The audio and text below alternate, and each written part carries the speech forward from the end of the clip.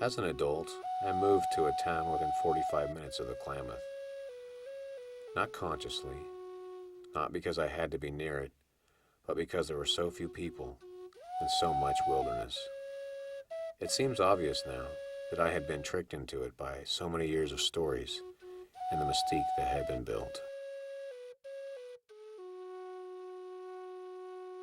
Shortly after moving there, my father died. This both released me and indebted me to him. Let me explain. There are many that say that a man is not a man until his father is gone. I would agree. At first, I felt guilty for feeling free, but then I realized that no one had that kind of control over me. Not my uncles, not my mother, not my grandparents. I remember the day that I forgot what my dad smelled like. I forgot the sound of his voice, and could only imagine what it would be like for him to roughly massage my shoulders and tell me that he was proud of me like he would sometimes do. Of course, my mother let me have his fishing gear, and in it were the tools to chase steelhead, as well as most other fresh and some saltwater fish. Fly fishing was my solace, my therapy to feel good, and the last way to physically feel that closeness to my father.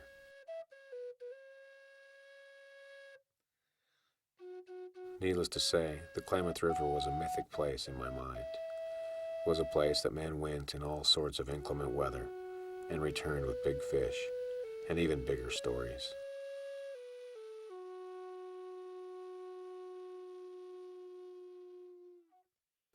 My first 5 years of steelhead fishing were not as mythic. It took a good year to learn how to use the shooting head. Since I was a bad combination of broke and proud, I didn't get any help or instruction. I just went out on the river and did my best to throw the heavy lead lines. The down and across drift was a bit strange, but I kept at it. I watched a video, read some dusty old books I took from my papu's library, and stayed with it. I caught nothing. They say steelhead are the fish of 1,000 casts. For me, my first steelhead was a fish of 1,000 trips.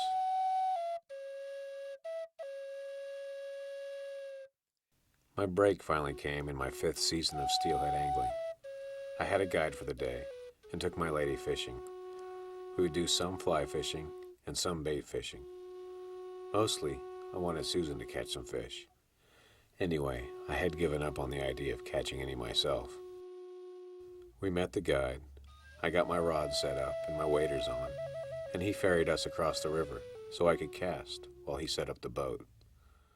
On the second cast, I was retrieving my fly when my line went taut and there was a pulling at the end of it. It felt different than a snag, and I had hooked my first Klamath River steelhead. After all that time, it came down to a guide taking me to the other side of the river. Once I had hooked my first one, the others came consistently. Now it is a rare day that I don't catch and release at least a few steelhead. I've learned a great deal about this anadromous fish and their habits.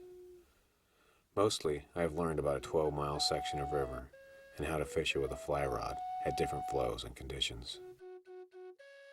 I often have the sensation of being watched while I am fishing the Klamath.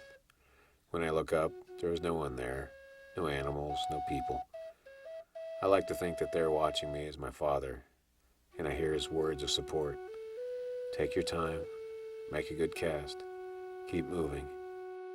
I would love him to see me cast, and maybe he does.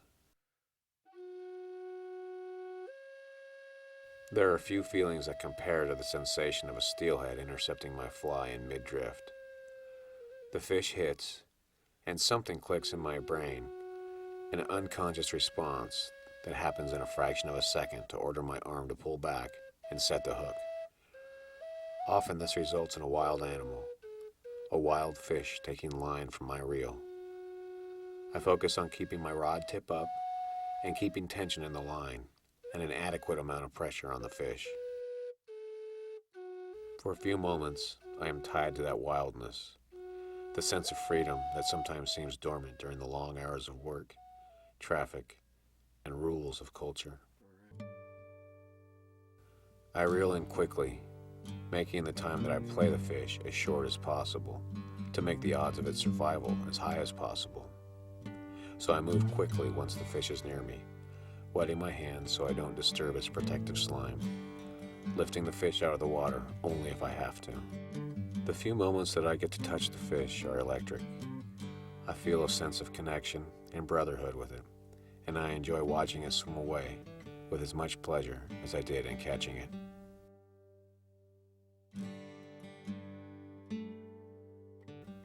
Through the years, and the hundreds of trips I've made to the Klamath, I've realized it's not just the fishing or the catching of the fish that I love, but it is the experience. From deciding to go, to tying my flies, to having a beer on the tailgate after a hard day of fishing. I love the experience of fishing, the feeling of closeness that it brings me to my father, long since departed, and the time hearing water move on rocks. I think I'm too young to be overly nostalgic, and I don't feel like it is the nostalgia that I crave, but the feeling of being alive.